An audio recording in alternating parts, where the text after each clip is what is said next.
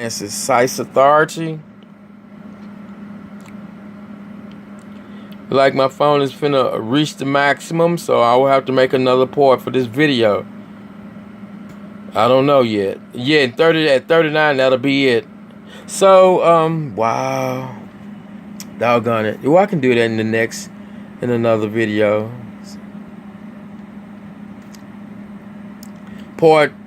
This will be part one. Okay, now, in Woolley, this court denied summary judgment on the issue of qualified immunity to officers who entered a home and seized a child pursuant to a court order when the order did not authorize the seizure.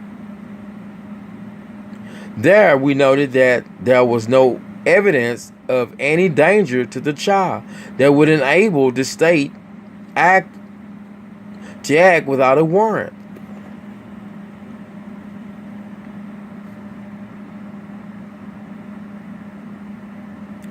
To act without a warrant. To act without a warrant. Where did that go?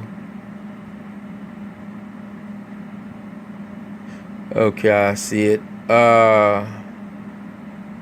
We know that without a warrant.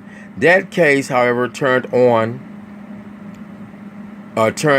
on the validity of the court order rather than on any danger to the child. So the focus have to be upon the child, danger to the child. Now, in that case, In Roscoe, government officials entered a house without a warrant and removed a child suspected of being abused. The 10th Circuit determined that there were no exigent circumstances justifying the warrantless entry into the house. The court based its decision on the fact that the defendants were aware that various doctors had suspected for some time that the child was a victim of abuse.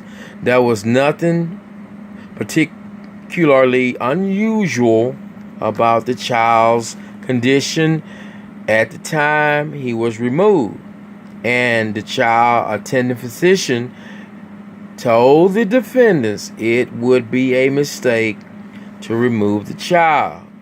In that case, the removal took place 2 days after the school reported its suspicion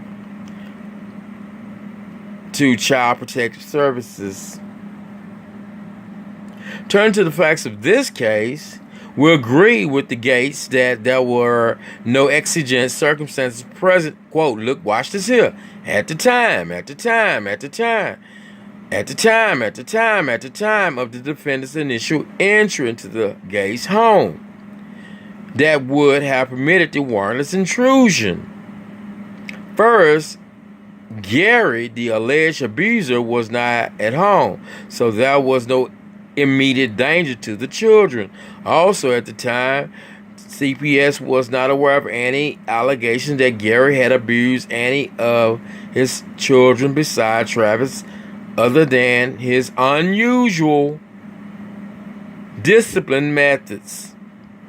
We first note that none of the CPS employees treated these interviews as emergency. In the video, you will also see that none of the police officers nor Paul Gonzalez treated this interview, which is what it really was, as an emergency. The Gates point to the disposition testimony by Davis that the interviews conducted at the Gates home were routine, non-emergency interviews. In fact, the TDPRS employees went to lunch after interviewing Will, George, and Scott at school without taking any emergency measures.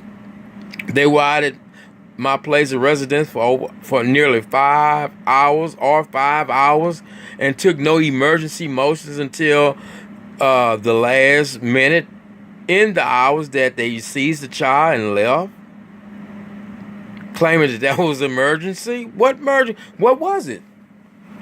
What was it? What was it? Shit. There was none. You don't come looking for an emergency. You can't come with one. That's why you out here interviewing. You're trying to see if you can cooperate. Cooperate any information that you received at the hospital. You couldn't, then you leave. The gates point to, okay, I went there, got a minute left, and then I will have to make another video.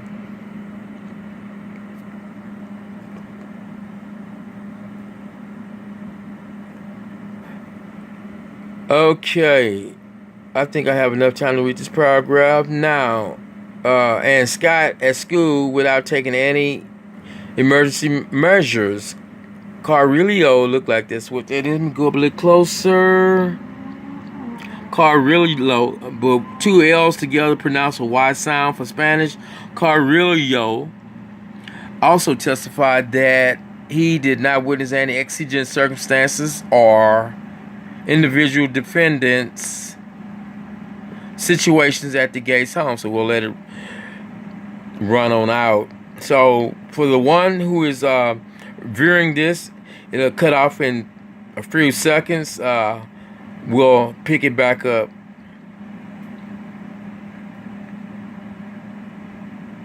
Yeah, we'll pick it back up on the second video. All right. Now